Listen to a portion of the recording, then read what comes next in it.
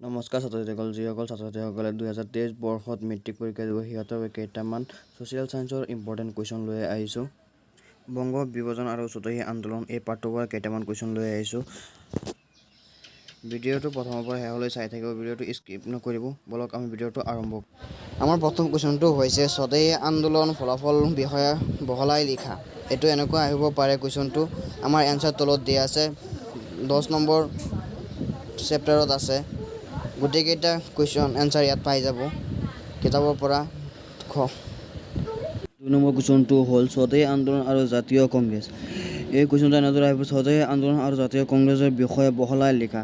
তো আমাৰ তলত এনচাৰ দিয়া আছে, তোমালোকে চাই ল'বা ভালদৰে, পঢ়ি ল'বা। এই কুৱেশ্যনটো বহুত ইম্পৰ্টেণ্ট হয়। 16 নম্বৰ চেপ্টাৰত আছে, দিয়া আছে 16 নম্বৰ চেপ্টাৰত, মই দেখাই আছোঁ। এইটো 16 নম্বৰ চেপ্টাৰত দিয়া আছে, তোমালোকে ভালদৰে চাই ল'বা এই কুৱেশ্যন কেইটা। আমাৰ 3 নম্বৰ কুৱেশ্যনটো হ'ল চতুৰ্থী আন্দোলনৰ অৱদান। এই কুৱেশ্যনটো এনেদৰে আহিব, চতুৰ্থী আন্দোলনৰ অৱদান বৈশিষ্ট্যসমূহ চমুকৈ আলোচনা কৰা। তো আমাৰ তলত দিয়া আছে বৈশিষ্ট্যসমূহ, 17 নম্বৰ চেপ্টাৰত দিয়া আছে। চতুৰ্থী আন্দোলনৰ অৱদান, চতুৰ্থী আন্দোলনৰ অৱদানৰ বৈশিষ্ট্যসমূহ বহলাই লিখা। তো আমাৰ দিয়া আছে এনচাৰকেইটা, তোমালোকে ভালকৈ চাই ল'বা।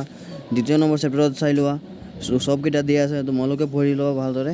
এই কুৱেশ্যনকেইটা বহুত ইম্পৰ্টেণ্ট হয়, এই কুৱেশ্যনকেইটা আহি থাকে। এনেধৰণৰ নতুন নতুন ভিডিঅ' পাবলৈ ছাত্ৰছাত্ৰীসকল মোৰ চেনেলটো ছাবস্ক্ৰাইব কৰি দিবা আৰু লাইক কৰি দিবা। এনেধৰণৰ আৰু নতুন নতুন ভিডিঅ' চাবলৈ হ'লে 20 নম্বৰ চেপ্টাৰত দিয়া আছে দুটা কুৱেশ্যন, যে দুটা কুৱেশ্যন অতি ইম্পৰ্টেণ্ট। এই কুৱেশ্যনকেইটা তোমালোকে ভালদৰে পঢ়ি ল'বা, এনচাৰকেইটা ওলাই ভালদৰে পঢ়ি ল'বা। দিয়া আছে বংগ বিভাজন অন্তৰ্নিহিত উদ্দেশ্য কি আছিল চমুকৈ লিখা। পাছত 3 নম্বৰ কুৱেশ্যনটো দিয়া আছে, বংগ বিভাজন বিৰোধী আন্দোলন চতুৰ্থী আন্দোলনৰ নাম কিয় পাইছিল চমুকৈ লিখা। ইয়াত দিয়া আছে 3টা চমু টোকা। 3টা চমু টোকা অতি গুৰুত্বপূৰ্ণ।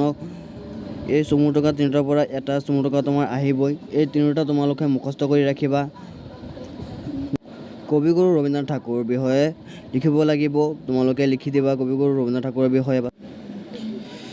ইয়াত 3টা কুৱেশ্যন অতিমাত্ৰ ইম্পৰ্টেণ্ট হয় ছাত্ৰছাত্ৰীসকল। এই 3টা কুৱেশ্যন তোমালোকে ভালদৰে মুখস্থ কৰি ল'বা। এই 3টাৰ পৰা এটা কুৱেশ্যন তোমাৰ আহিবই, 5 মাৰ্কৰ থাকিব।